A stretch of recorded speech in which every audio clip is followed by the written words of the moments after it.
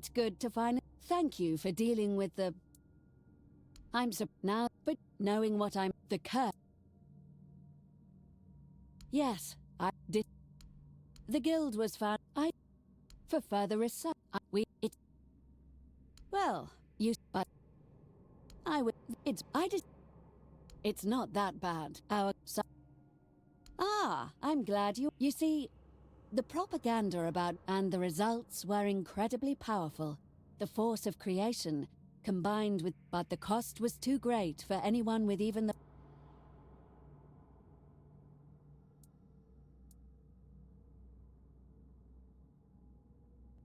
Yes, I don't believe in We desperately need a breakthrough in mastering the weirdness. Being what I am has given me and what I uncovered is this. It is unique to us. And as I said, that means there must be a way. Why? It doesn't take. Your life force may drive you, but it's a spark that makes you who. I believe so. After all the trouble we've put you through as a new member. Go on.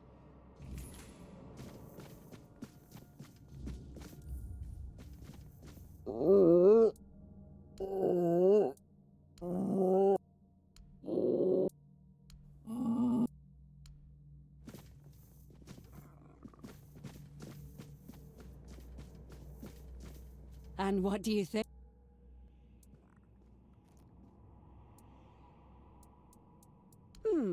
I would. How so?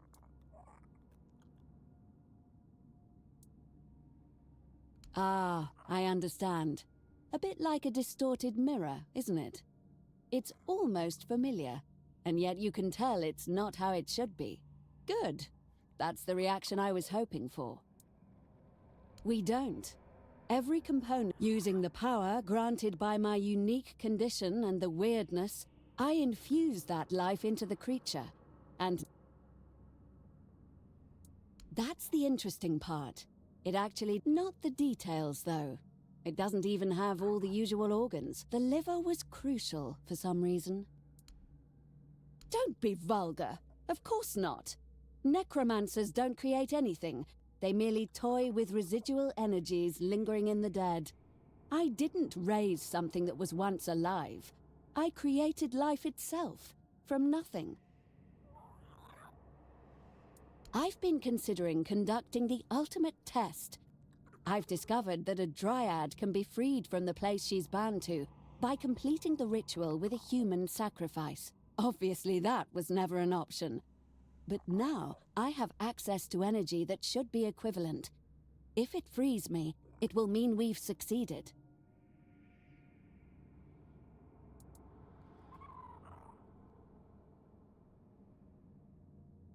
The energy has to be released, yes. But it's not truly alive like you or me. So perhaps destroy is a better term.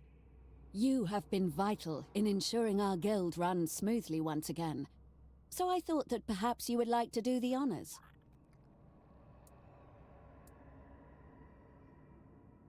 Oh, I could, of course. But you've seen this guild at its... No, the chamber is ready for the ritual. You may proceed whenever you're ready.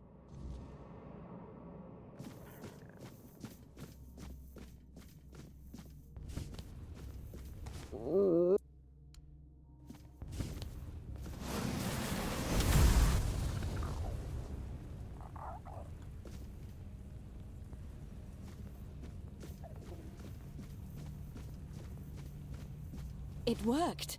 I'm free!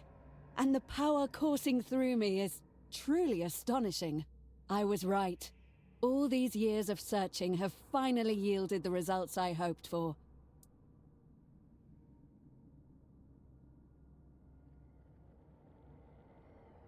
No, of course not. It only means that its life energy was equivalent to that of a human. It worked exactly as it was supposed to. You can stop worrying now. This truly is the beginning of a new era. Not only for us, but for all of Avalon. Now, I welcome you to the Guild as our newest member. Our doors will always be open to you. But I believe you have your own path to follow. Just be mindful that from now on, you are part of something greater. Whatever decisions you make, do not forget what it means to be an alchemist.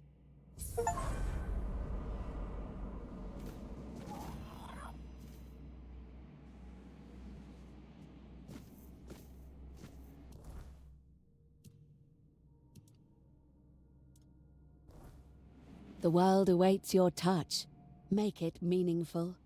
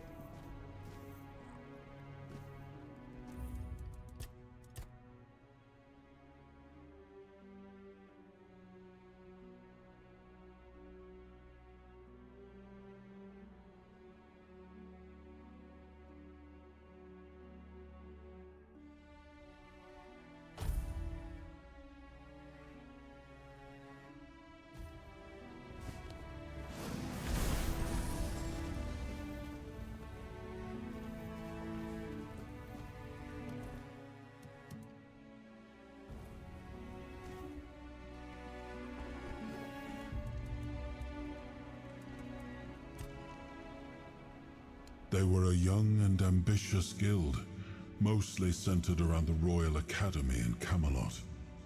We were all strangers in a strange land, with everything still to be discovered. They were vital to our survival on Avalon.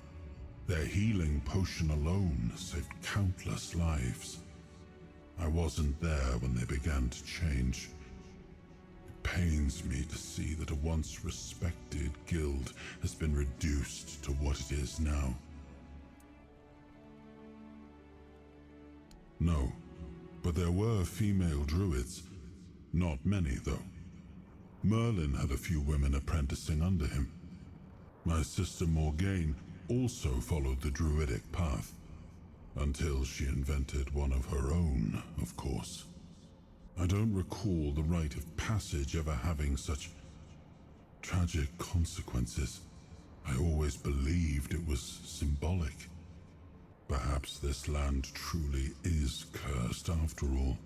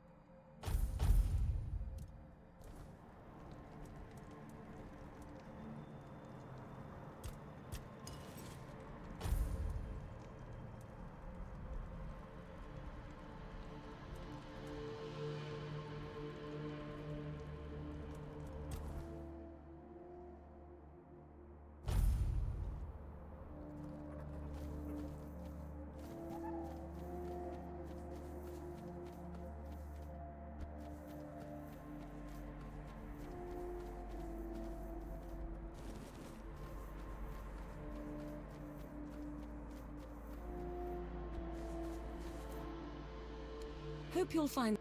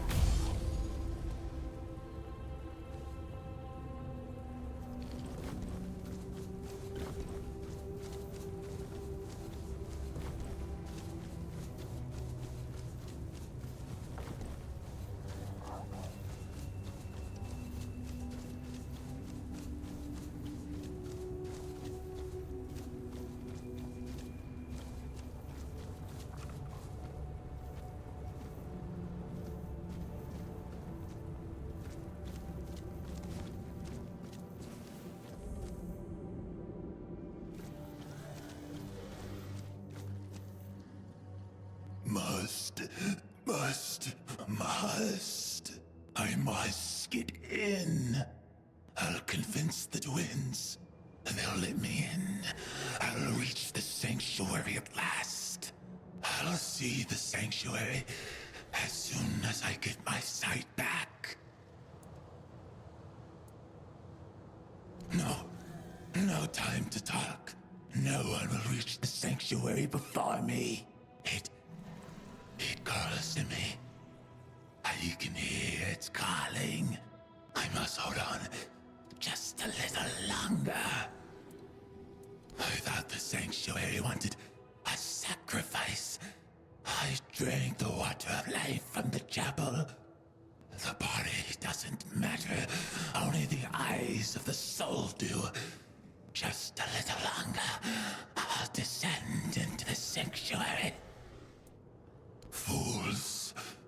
Only I matter. Only I can descend into the sanctuary. No, don't drink. Don't drink. Don't drink the water of life. Try me. Try me, and maybe then I'll be worthy. The shrine will hear my plea.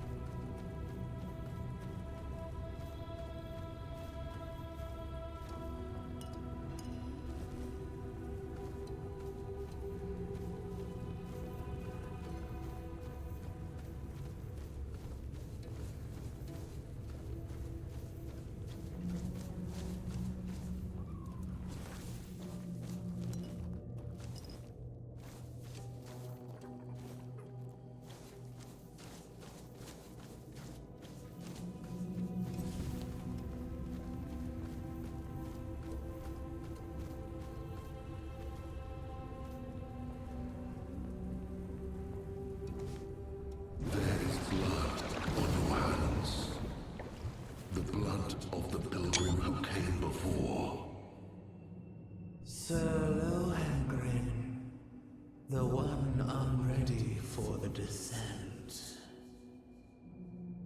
Worry not. The blood upon your hands will fade. The waters of the descent shall cleanse what remains. If you are the one. In the Age of Legends, as King Arthur waged his fateful war against the Four Dwellers, countless lesser tales unfolded in the shadows of that great struggle. Stories shaped by hardship and danger. Stories that would evolve for centuries to come.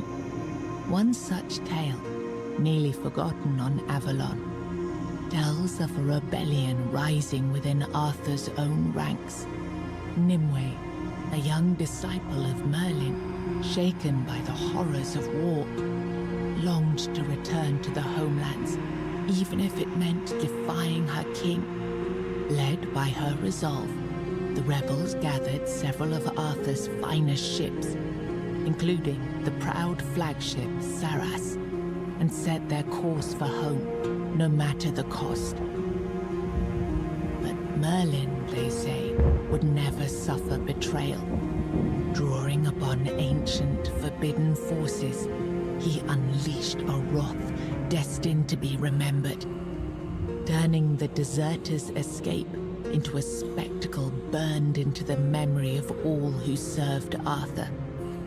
6 centuries later, a lone wanderer steps towards a hidden, long-forgotten passage, ready to uncover the truth behind the legend of Saras and the fate of those who dared to turn their backs on Avalon.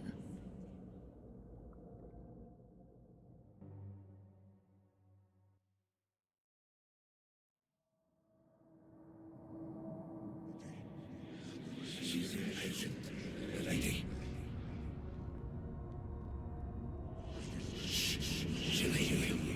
You must not invoke the lady's name in vain. She calls for change. We must accept it.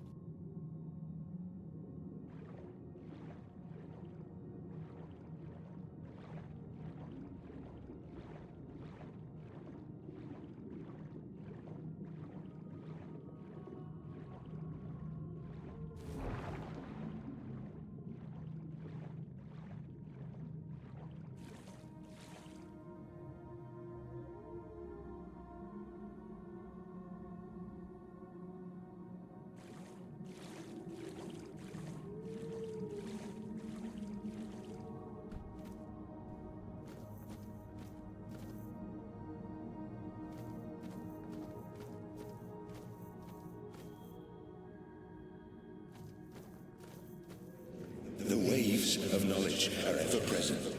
Nothing will change that. But change is inevitable.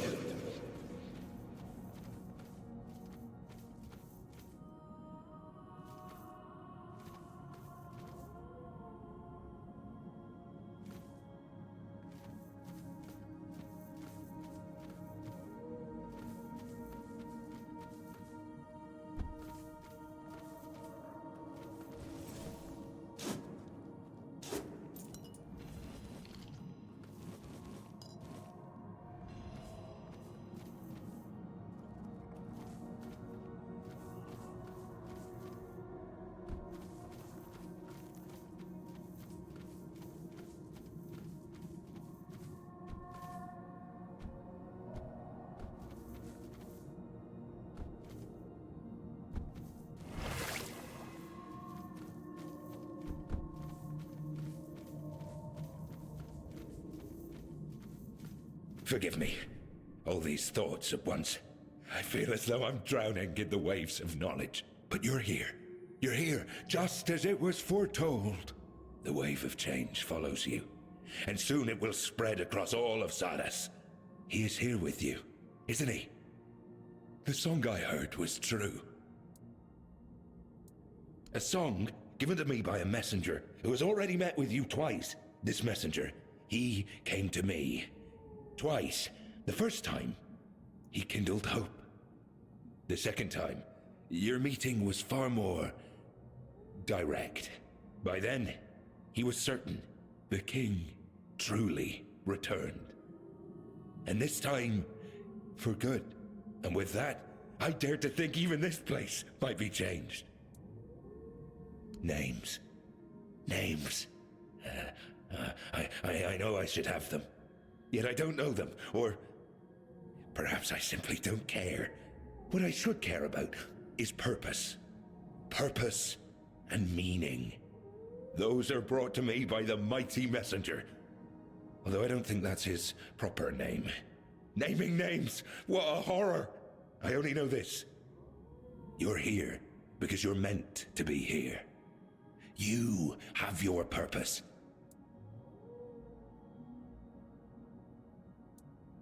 A place of torment.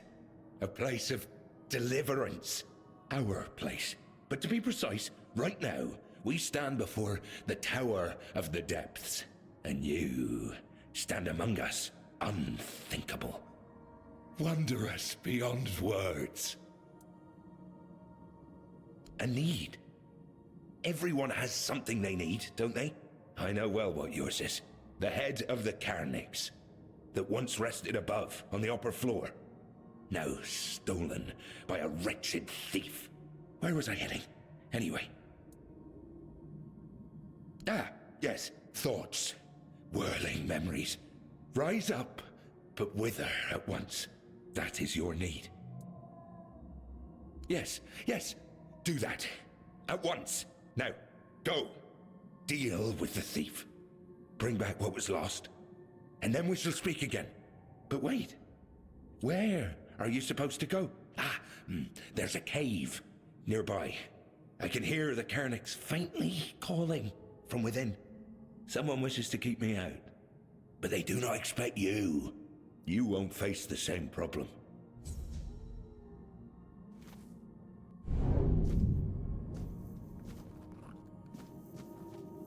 You must find the Carnix. When you have it, return here.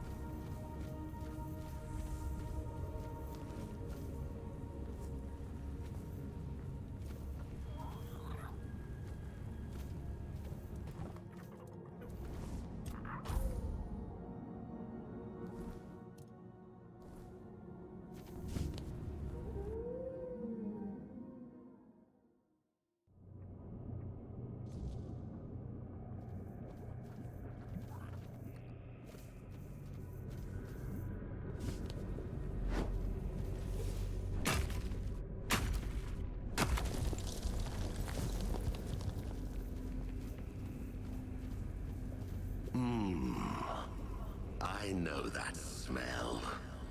The stench of a landlubber. Better turn back while you still can. This is no place to lose your way.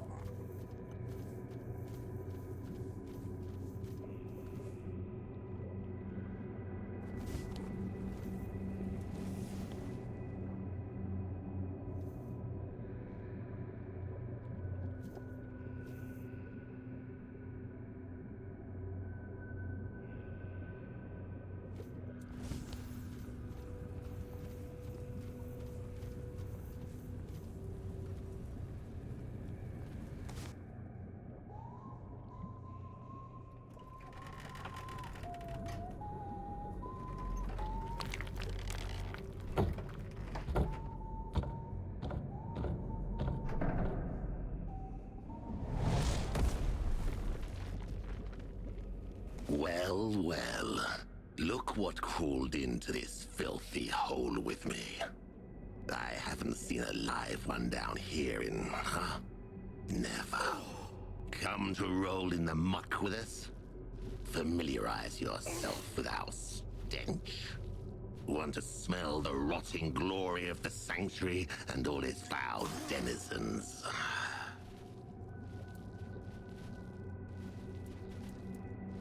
Name's Scroll. I run my own den. I carve it in the likeness of the seas I sailed and the shores I saw on the surface.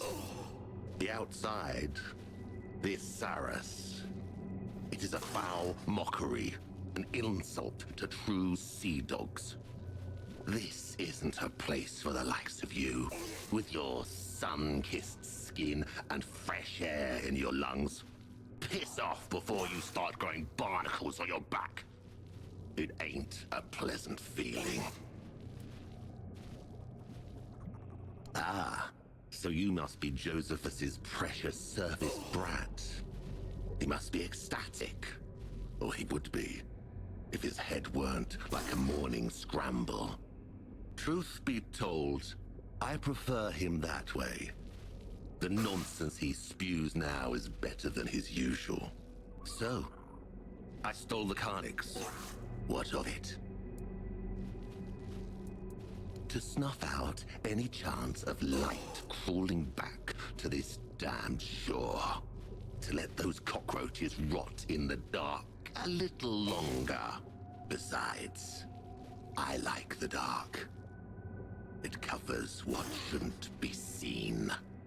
The growths, the feelers, the greenish-gray skin that shouldn't still be walking around.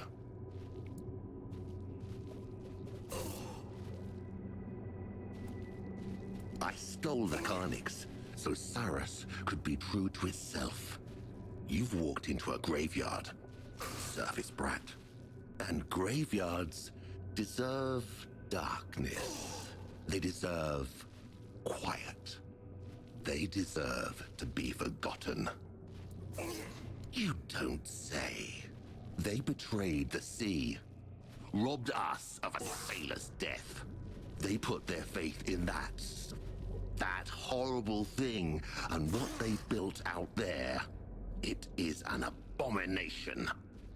Traitors and oathbreakers, the lot of them. Is that what Josephus calls this? Living, stupid surface brat. You're making yourself a puppet in his hands. And when you try to cut the strings, he'll cut you. I'm not giving you the Carnix. I'll fight for it tooth and nail until that husk of a body won't hold me no more.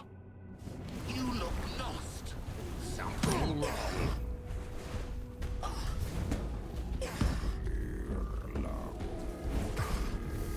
Out of breath already.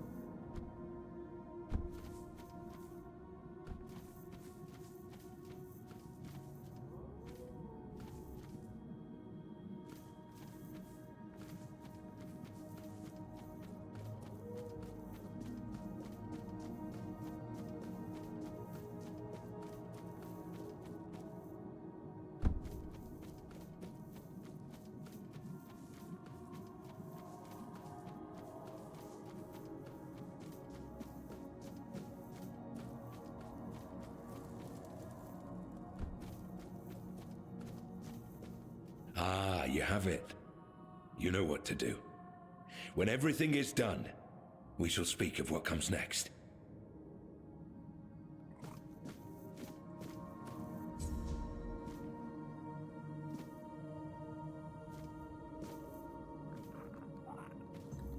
I can't.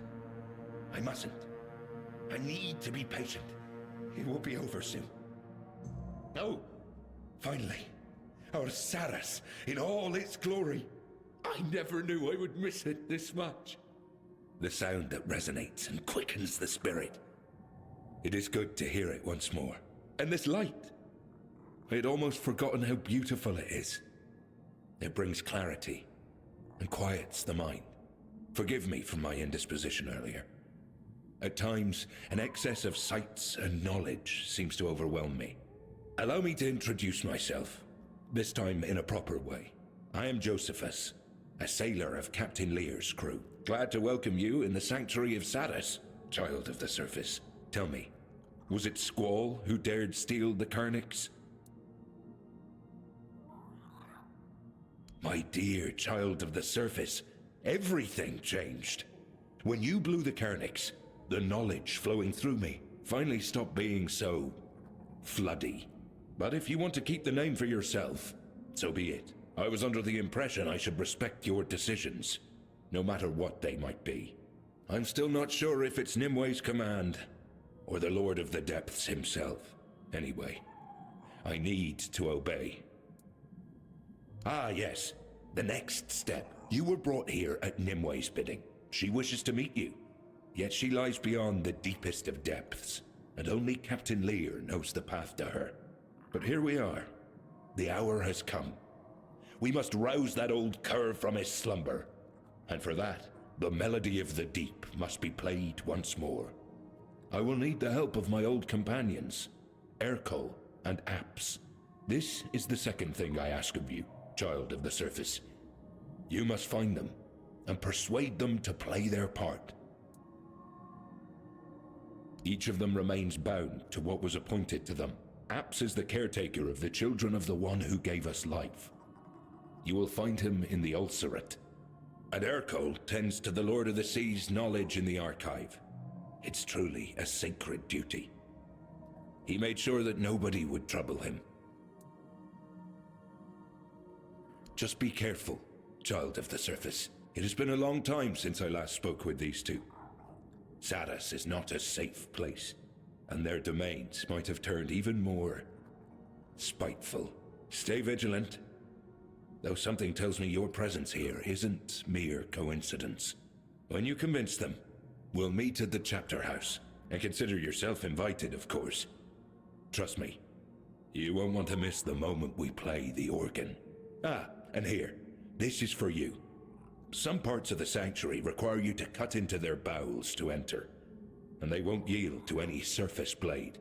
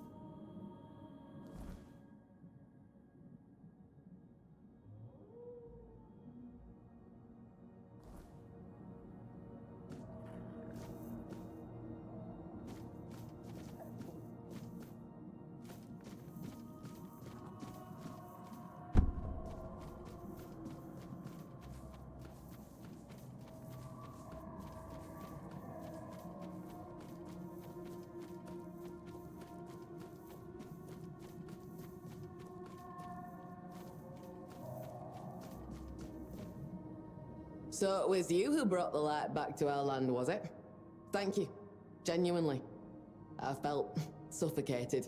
The darkness kept me trapped here, and I've been stuck in one place for too many years already. It doesn't matter. You'll meet others like me, reef-bounds, and they'll treat you with proper respect. As for me, I'd rather see myself disappear into the sea of knowledge. Because of the shifting waves, I ended up stranded here, but thanks to you, I can finally move on. Ford, if the Lord of the Depths allows it. I've heard of a place where I won't be disturbed. That's what I miss the most, Toplander. A bit of peace. Oh yes, very much so. I'm escaping the cage built for me by the one who should have been closest to my heart. I'm running from guilt and injustice. The kind that gets planted in your mind and grows until you start believing it's your own. Tell me, how would you feel if someone dear to you kept saying they couldn't live without you, even though you know it isn't true?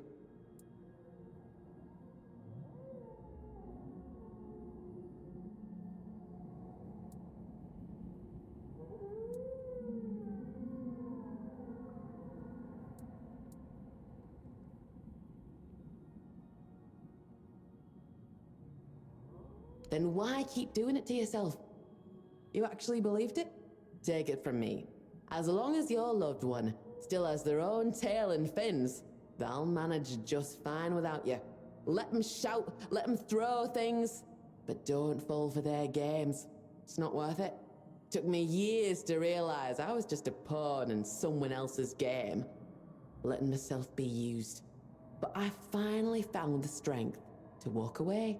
And I won't let anyone stop me again.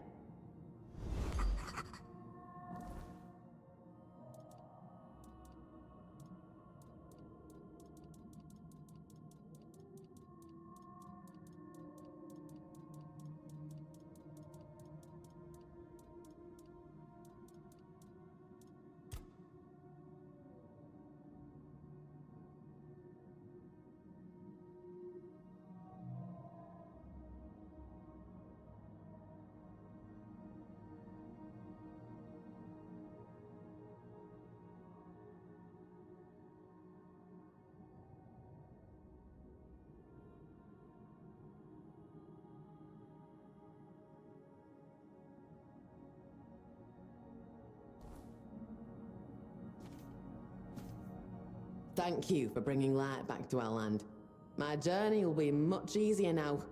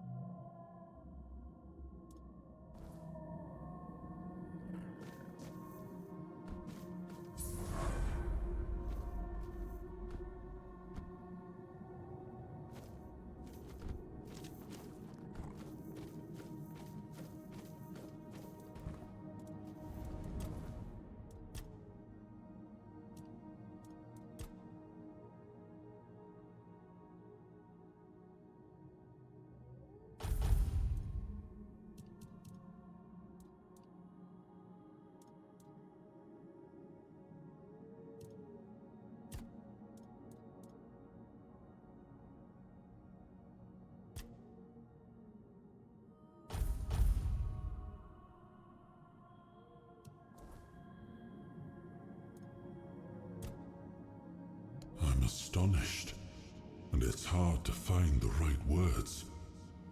I would never have imagined that an underwater kingdom lay so close to Avalon shores.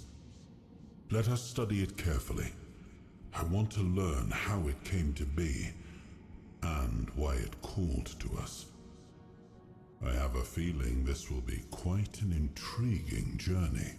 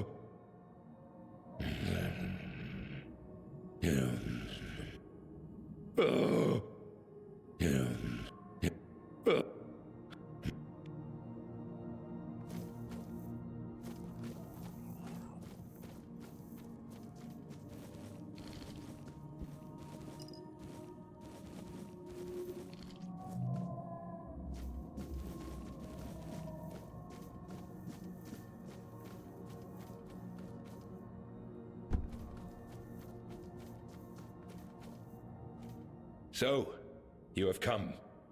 This is the chapter house. A beautiful place, is it not? So full of calm. It is far more welcoming when Saras is not wrapped in darkness. Make yourself at home. If you have any questions, I will try to answer them. And if you have not yet spoken with the other residents of the chapter house, I believe they will be glad to meet you. Think. What did our dear Nimue tell me? It was of great pain and long, tiring waiting. It was also something about the need to let go of old hopes and the need to move on, but I do not remember her exact words. We did not speak directly. Nimue's will was passed to me through the twins. Only Lear could talk to Nimue face to face. Only Lear. It was his doomed song that gave birth to all of this. Saras, once a ship that braved the boundless seas, now a sanctuary on the ocean floor. Lear was a true captain. He would not forsake Saras, even as it sank to its end. Nor did he abandon us, his most loyal crew. He became our heresiarch and the first saint.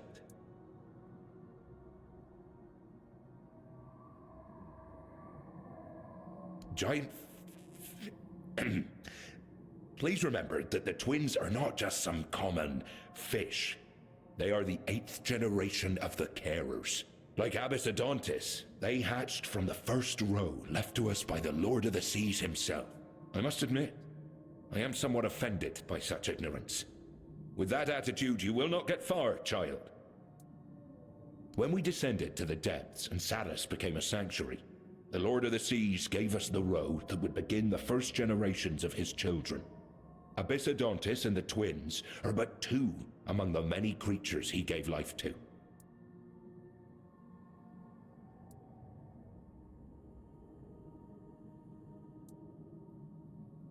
Yes, Saras is bound to its sound.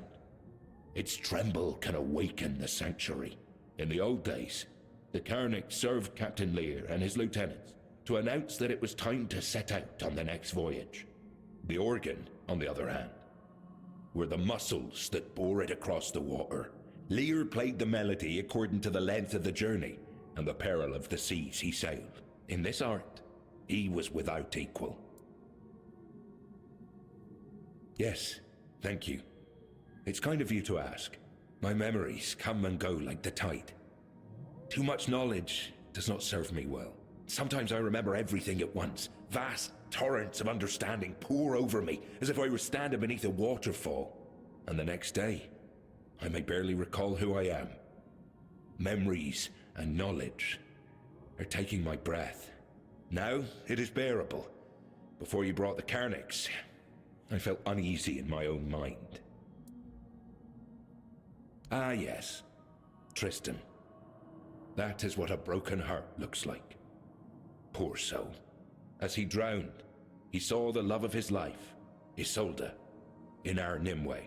He fell in love with her and swore he would guard her for eternity. Yes, I think so. I do not know if it was a grieving heart that turned his love toward another, trying to reach for anything, or if, to him, Isolde and Nimue truly became one and the same.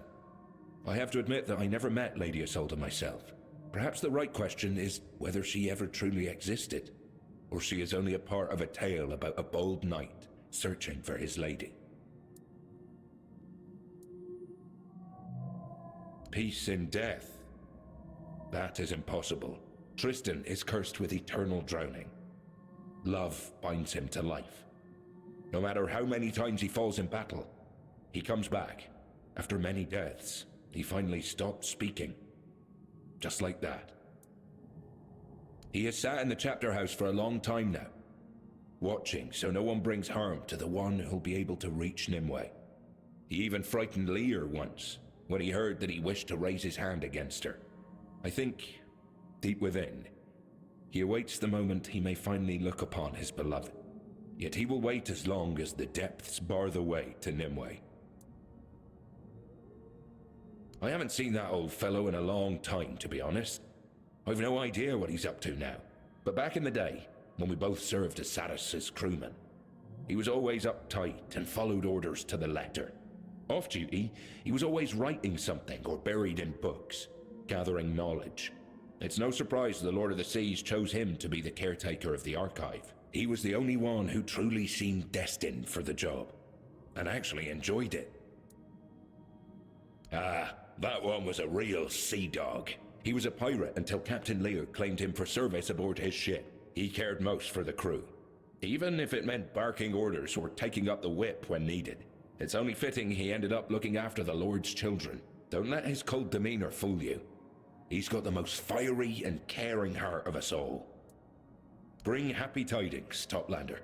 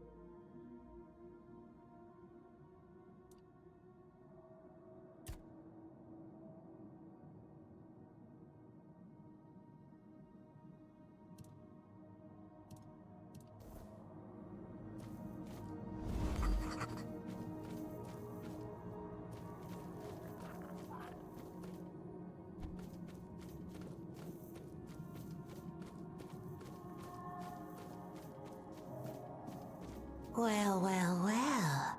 Aren't you something? Josephus was right. The Child of the Surface actually exists. What a surprise.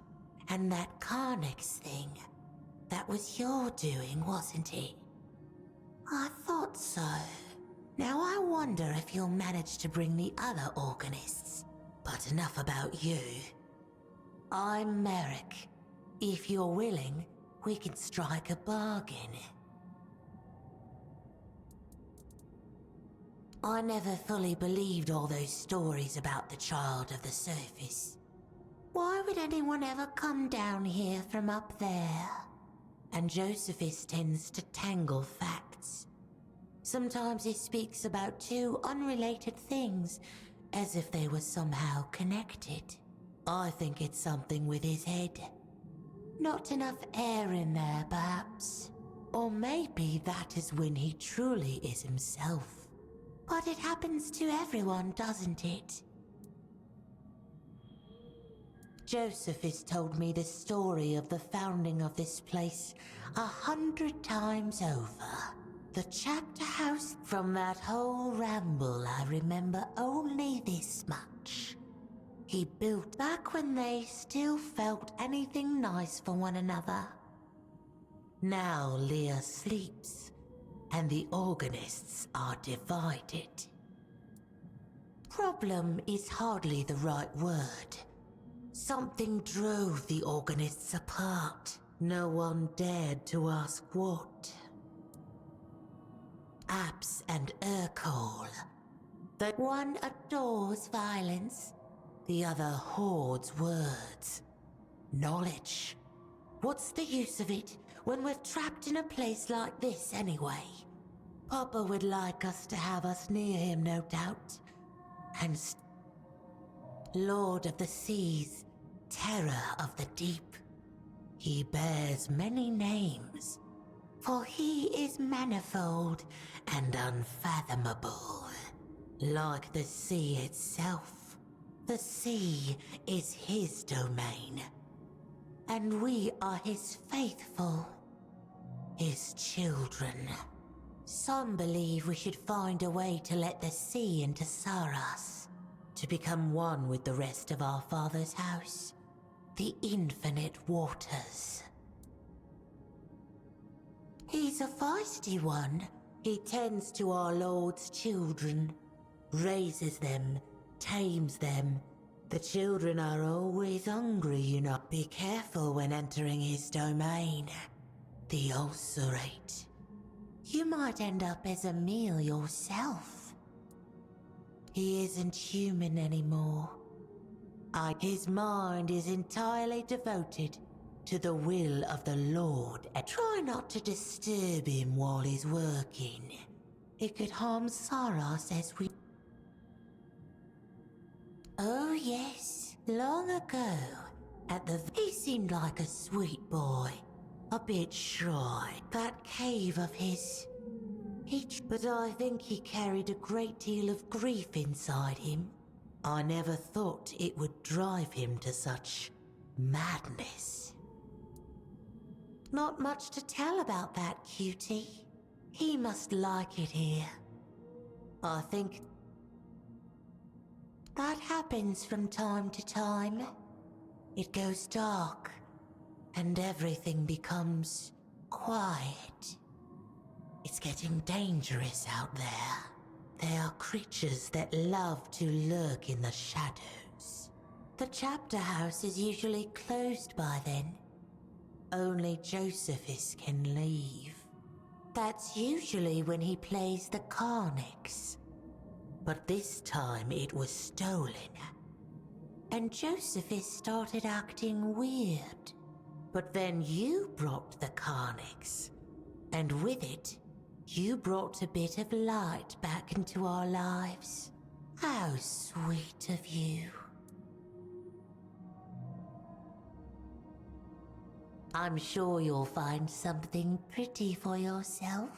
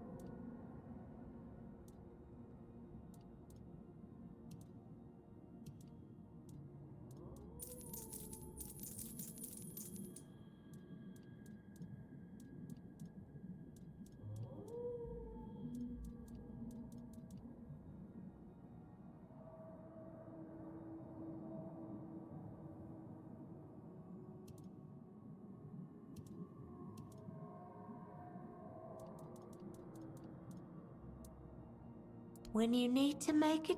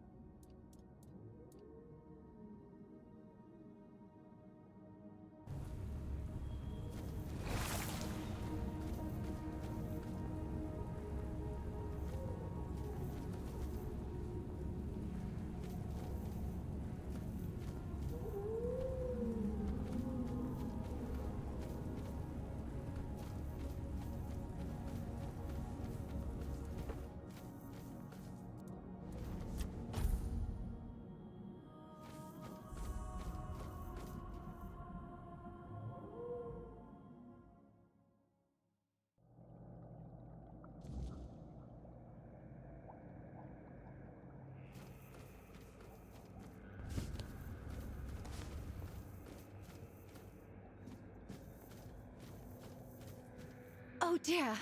Oh dear, oh dear. A faithful. A live one at that. Not scaly, not fin-bled or reef-bound. Oh, you don't have an ugly mug like one of the scions of the depths. Truth be told, you're quite pretty, aren't you? Damn. I mean, welcome to the First Church of the wonderful Congregation of the Saving World of the Prophet Above the Roots. I'm so glad to have you here, First of the Faithful. I'm Magdalene.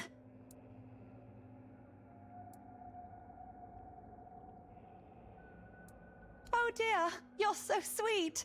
Well, if I'd known you were coming today, I'd have tidied up a little. The altar's a bit dusty and my things are all lying around. Oh, this is so embarrassing. I'm sorry, Faithful. I swear it doesn't always look like this. It's just no one's been here for quite a while. Well, truth be told, there was no one here apart from Boz. Ever. Oh, right, Boz. Do you know her? Well, she lives in the nearby village, Tumbo. You two should get along. Boz is great. Yup, she's my friend. Or sometimes, at least. Boz is a Finbled, like me. She lives in Tumbo. There's always something happening there. If you're ever bored, I'm sure she can find you something to do. Boz always has the best ideas for adventures. We're from the same litter in the Ulcerate. You could say we're sisters, in a way, even though she hatched from a different egg. My true brothers and sisters were eaten by the Scions of the Depths. It happens sometimes. Yes, a church of the Prophet, I think. I hope I haven't garbled it. I'm still so new to this. There weren't many useful instructions in that coffer. Only a strangely written handbook. The Bible of the Red Church, I think it was called. There was also some historical books and a few prayers. I'm glad the Prophet chose red. I like that color. The Red Church sounds really good, but I've decided I won't use the ready-made name that fell into my fins. You need to prove yourself in a church, right? Oh, the coffer was sent to me by the Prophet. Well, that's how churches work, don't they? You raise your hands upwards and then you believe really, really hard. And there it is. One day we find the goodness sent to us by the Prophet. And that goodness, it gives our lives purpose. That's what happened to me, at least. The Ulcerate is not the nicest place to live, you know? I was always alone there. But I believed one day something good would happen. And it did. I was summoned by Lady Prophet Kai and became a... oh, what do you call it? A priest.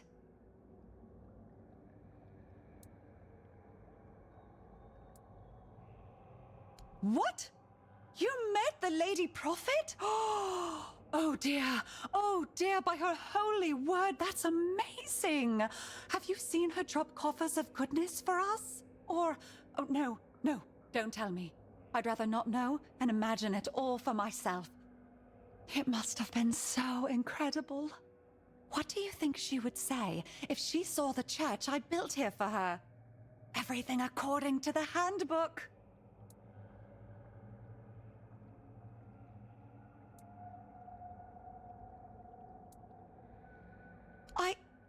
Thank you so much for your words. It's terribly kind of you. Oh dear, a member of my church has met the Lady Prophet personally. I know, but I thought about it for so long and I just couldn't decide. At first, I thought the First Church would be a good name, because we don't have anything like that here in Saras. And then I thought, no, it will be the Wonderful Congregation, because we don't have that in Saras either. But it felt silly not to mention what the church is about, so I added the saving word of the Prophet Above the Roots, to be clear. In the end, all three sounded fine, so I just combined them. But since you think it's too long and not very catchy, the First Church Saving Roots, you're right. It is a lot of words. And truth be told, I don't even understand some of them.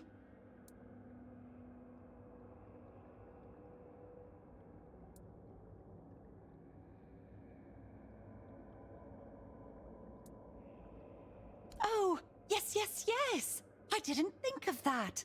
Neat. That's such a good term. The wonderful congregation seems to best reflect what this place is meant to be.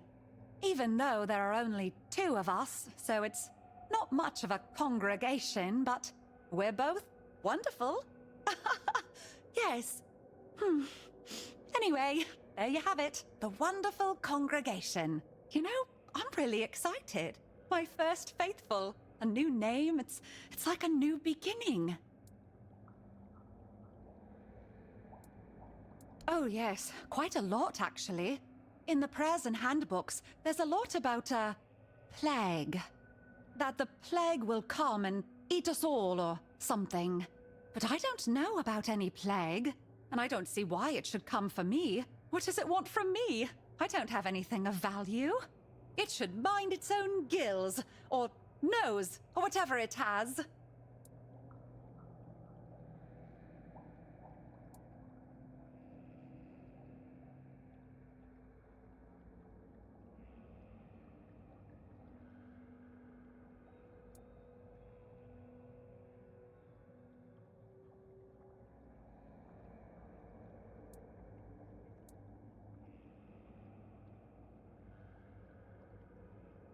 Oh, I'm so sorry.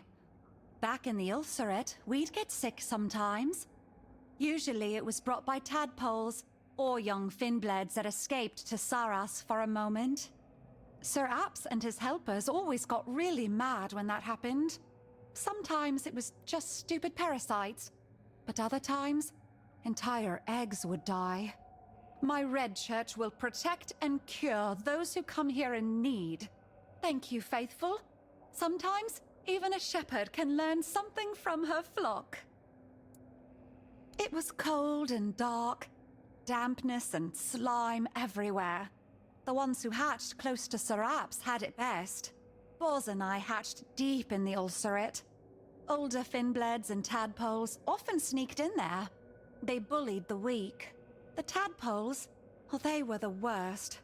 Sometimes, they even ate some of us. Usually, they grew into the scions of the depths. They're insatiable. Not when it comes to hunger, but entertainment. That's what the hunt is for them. Not at the beginning. When we're big enough, Sir Apps and the carers decide who to let out into the world. But some of us choose to escape. The rest stay in the Ulcerate, waiting to be let out, or searching for a chance to run. Me? I escaped. Boz had been let out a moment earlier. We agreed she'd wait for me, and she did. Together, we wandered to Tumbo. It's easier for Finbleds to live in groups. It's better together.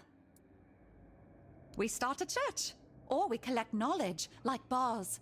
And sometimes we turn feral. Most of the Finbleds end that way. They get hungry and it makes them stupid. But it's not their fault. It's just how it is. Usually I read the Prophet's word and try to listen to what's inside me. That's what the handbooks tell me to do. It's very hard, listening to what's inside you. Sometimes, when I focus too much, I start hearing my heartbeat and get anxious that I'm going to die. It's the same when I breathe in too much bulb fume. If I ever heard voices speaking to me, I'd keel over for sure.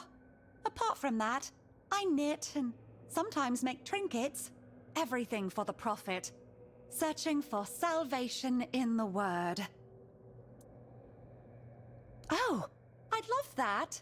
That sounds like something you'd do in a church. I'd love to see what you have for exchange.